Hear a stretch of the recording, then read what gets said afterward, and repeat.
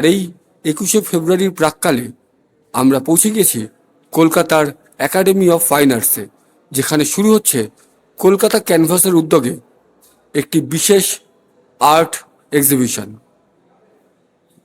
আমরা এই মুহূর্তে চলে এসেছি একাডেমি অফ ফাইন আর্টসের সেন্ট্রাল গ্যালারিতে, যেখানে উদ্বোধন হচ্ছে কলকাতা ক্যানভাসের উদ্যোগে একটি বিশেষ আর্ট এক্সিবিশন। আমরা সেই উদ্বোধনী অনুষ্ঠান এবং এই প্রদর্শনীর বিভিন্ন চিত্র আমাদের এই প্রতিবেদনের মাধ্যমে জেসি নিউজের পর্দায় তুলে ধরব। আপনারা দেখতে থাকুন জেসি নিউজ প্লাস।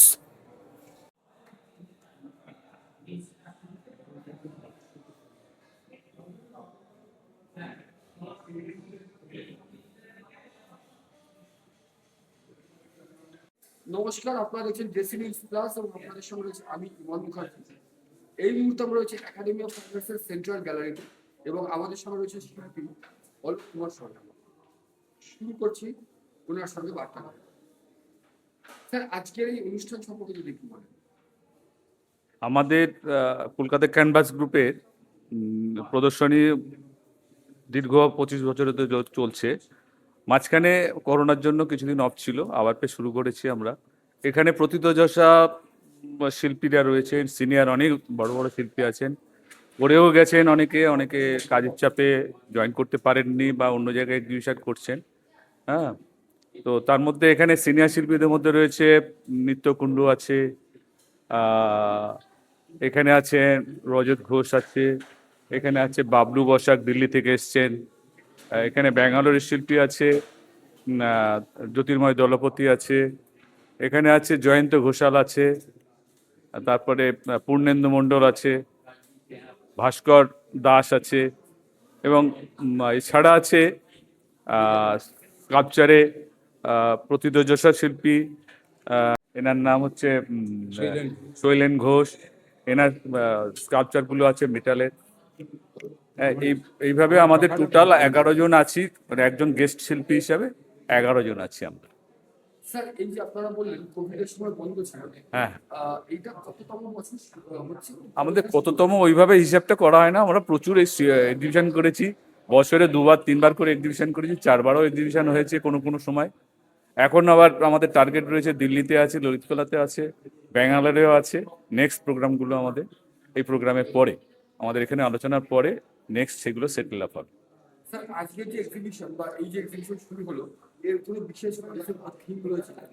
এখানে তো বিভিন্ন শিল্পীর বিভিন্ন ভাবনা চিন্তায় ছবি কাজ আছে। সেই কাজের মধ্যে আমি যেমন করেছি, আমার যেটা সমাজের উপরে যে বার্তা দেওয়ার আছে, একটু পিসের উপরে, আমি শান্তি, বুদ্ধ এবং তার সঙ্গে সঙ্গে যেসব রয়েছে আমাদের জীবনের প্রতিমূর্ত, সেই মানে জীবনটা কি, জীবন চক্রটা কি, সেইটাকে নিয়ে আমার এখানে ভাবনা চিন্তা রয়েছে ছবির মধ্যে, সেটা রয়েছে।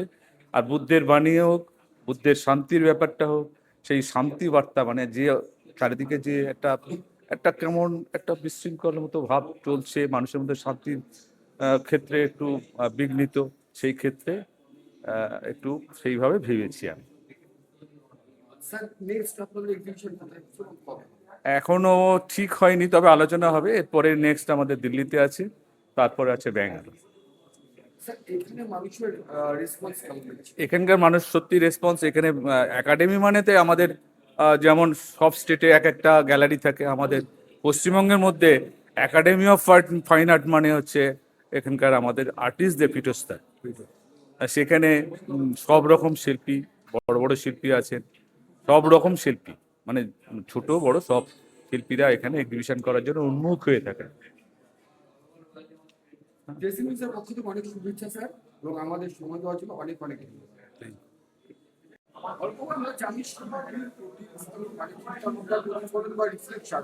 তার ক্যানভাসে আপনার সামনে যে ছবিটা, মানে বুদ্ধদেবের ছবি আমরা দেখতে পাচ্ছি এইটা সম্পর্কে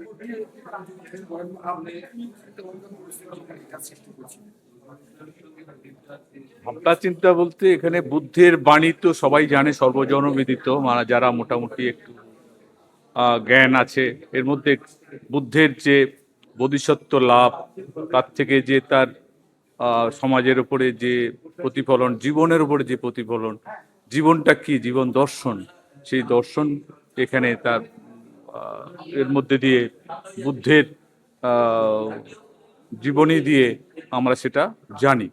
সেইটাকেই আর কি বিশেষ করে আমায় উদ্ধৃতি করে বুদ্ধের জীবনীর ওপরে বেশ করে আমি চাই সারা বিশ্বময় বুদ্ধের বাণী হোক, বুদ্ধের যে শান্তির বার্তা, সেই শান্তির বার্তাটা যেন সর্ব জায়গায় ছড়িয়ে পড়ে।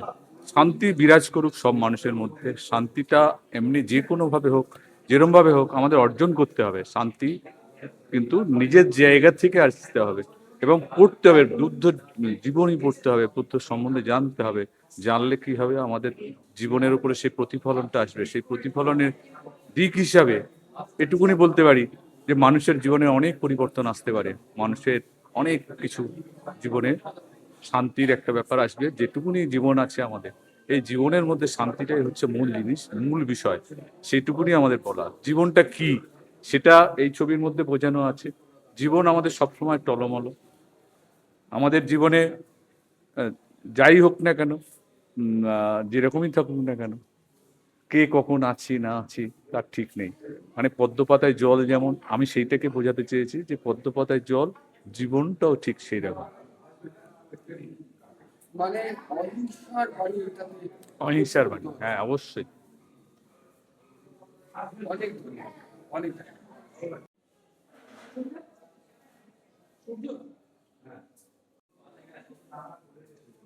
আমাদের সঙ্গে আছেন শিল্পী, এবং সত্যি কথা বলতে ওনাকে যারা এই ছবির জগতে বা আর্ট অ্যান্ড স্কাল্পচার জগতে আছেন তারা সম্পূর্ণভাবে চেনেন আশা করি।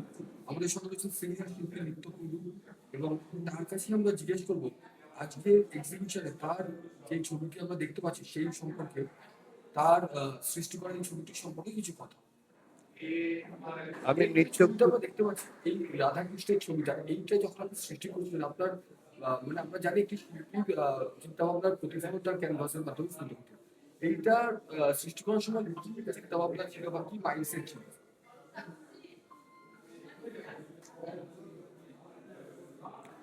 আমরা ছবি আঁকি আমাদের নিজেদের ভালো লাগা, আনন্দ পাওয়ার জন্যে, এবং সেই ছবি তার বিষয়বস্তু কি হবে সেটা আমরা নিজেরাই ঠিক করি। এবং সেই ছবি আঁকার পর তখন আমরা চাই আরো লোকে আমাদের এই ছবিগুলো দেখুক। সেই উদ্দেশ্যেই আমাদের এই সব এক্সিবিশন করা। এখন আমি যে ছবি আঁকি, আমি যেহেতু ইন্ডিয়ান, অতএব আমি ইন্ডিয়ার যে মানে ঘরোয়ার যে ব্যাপারগুলো সেগুলোর উপরে আমি কাজ করি। আমার কাজগুলো সাধারণত টেম্পারা মিডিয়া দিয়ে, আমি মিডিয়াতেই কাজ করি। এই মিডিয়াতে একটা পেপারের উপরে কাজ হয় এবং আর্ট কালার তাতে ব্যবহার হয়। এই আর্ট কালারগুলো তৈরি হয় পাথরের ডাস্ট দিয়ে। আর পেপারটা হচ্ছে নেপালি পেপার, যে পেপারটা ভুজ গাছের ছাল থেকে এই পেপারগুলো তৈরি হয়। সেই পেপারের ওপরে আর্ট কালার দিয়ে এই আমার এই ছবিগুলো তৈরি হয়। তা আমার বিষয়বস্তু সবই ভারতীয়, এবং আমি রাধাকৃষ্ণ এবং দেবদেবী নিয়ে বেশিরভাগ কাজ করি। তো এই আমার এই মানে রাধাকৃষ্ণ সিরিজের কিছু ছবি এখানে আমাদের রয়েছে। স্যার এই সৃষ্টি মানে এই যে অপরূপ সৃষ্টি আমরা দেখছি, এটা কি আপনি মানে ইন্ডিয়ান যে হিস্ট্রি বা আমাদের যে পৌরাণিক গল্পগুলো রয়েছে সেগুলো নিয়েই কাজ করতে বেশি পছন্দ করেন, বা হ্যাঁ, সেগুলোই প্রতিফলিত হচ্ছে আপনার চিন্তা হ্যাঁ, ভাবনা? আমার ছবিতে সেগুলোই প্রতিফলিত হয়। কেননা যেহেতু আমি এখানকার লোক, অর্থাৎ এখানকার কালচারটাই আমি ভালো চিনি, জানি। আমি অ্যাবস্ট্রাক্ট বা মডার্ন এসব কাজ করি না, কারণ আমি তো বিদেশে থাকি। তাদের শিল্প ভাবনা আমার মধ্যে খুব একটা আসে না। আমি আমাদের দেশীয় যে প্রথা বা দেশীয় যে আম, ধারা, সেই ধারার উপরে আমি কাজ করি। আমার সব কিছুই ইন্ডিয়ান, যেমন সাবজেক্ট ইন্ডিয়ান, আমার যে কাজের যে বিষয়বস্তু ইন্ডিয়ান, এবং তার যে ব্যবহার করা জিনিসপত্র, তার রং, তার পেপার, এসবই ইন্ডিয়ান, সবই আমাদের দেশে তৈরি হয়। অতএব আমি আমাদের দেশীয় জিনিস দিয়েই আমার কাজগুলো আমি করে থাকি। স্যার অসম্ভব সুন্দর হয়েছে আপনার এই সৃষ্টি, এবং সেরকমই সুন্দর আপনার এই যুক্তি অর্থাৎ লজিক। আশা করছি আমরা আগামী দিনে আপনাকে আরো অনেক এরকম ভালো ভালো কাজ পাবো, এবং আপনাকে অনেক শুভেচ্ছা জানিয়ে আমরা এই সাক্ষাৎকার শেষ করছি। অনেক অনেক শুভেচ্ছা। ধন্যবাদ।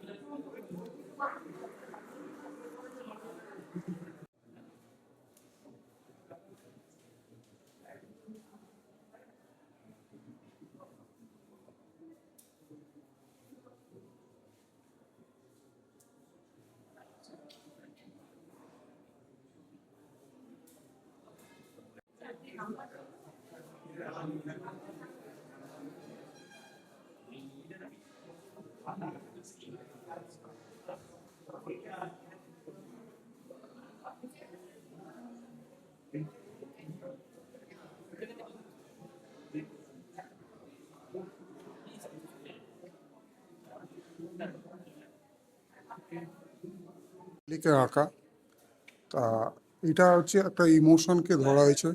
হিউম্যান মুভমেন্ট বিভিন্ন মানুষের যে হিউম্যান মুভমেন্ট সেগুলো একটা নিজের সেই সেটাকে ইমোশনের মধ্যে দিয়ে একটা ঘটনা প্রবাহ ধরার চেষ্টা করা হয়েছে। এই আর এমনি অ্যাক্রিলিকে করা অ্যাক্রিলিক ক্যানভাসে আর কিছু কিছু ফিগারেটিভ ব্যাপার এখানে আছে, সেটা আমার অবচেতনভাবে আমার মধ্যে দিয়ে এসছে। এটা খুব একটা প্ল্যানিং করে এরকম আঁকা এরকম ব্যাপার না, এটা সাবকনসিয়াস মন থেকে এটা চলে এসছে। এই আর ব্যাস।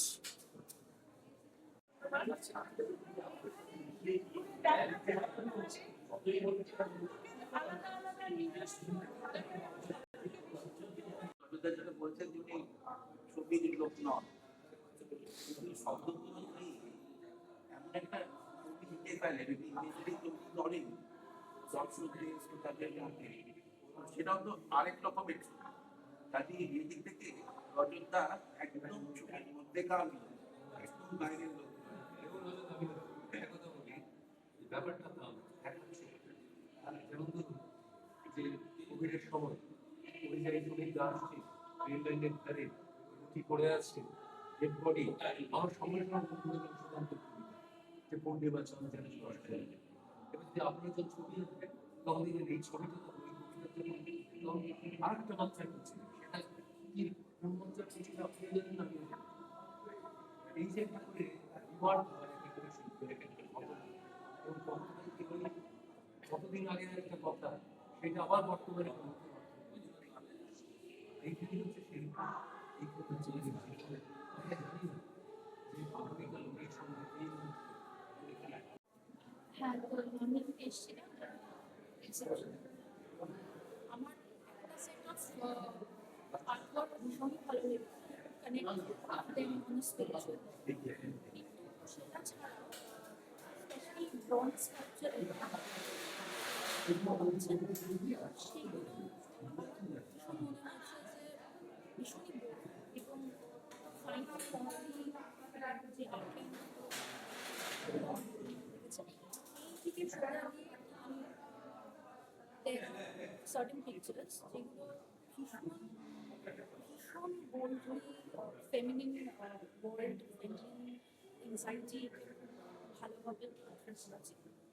তো overall it was a very pleasing experience. এবং নট ফরগেট একজন লিখেছেন আর্টিস্ট, উনি এই মুহূর্তে আসতে পারেন নাম বলে যাচ্ছি না, কিন্তু the boldness he has shown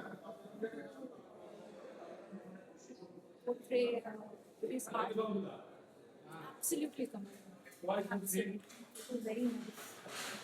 কি বলবো? মা